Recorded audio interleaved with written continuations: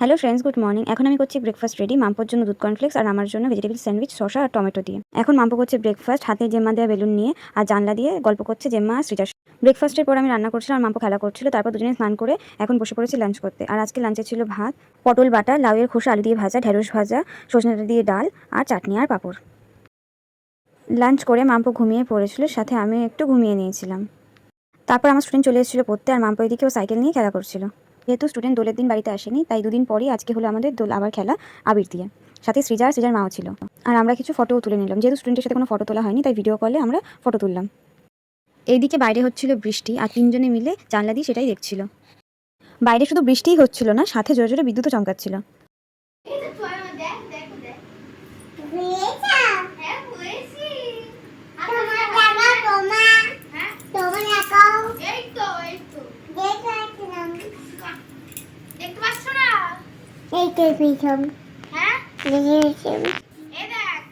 আমি এদিকে মাম্পুর খাবার রেডি করছিলাম আর মাম্পু জানলা দিয়ে সৃজার সাথে গল্প করছিল।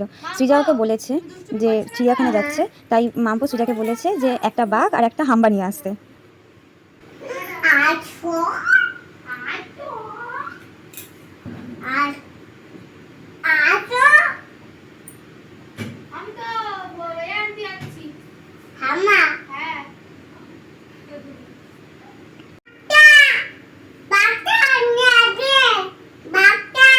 মাম্পুকে খাওয়ানোর পর এখন আমি করবো ডিনার। আর আজকে ডিনারে ছিল পরোটা আর মিক্সড ডাল।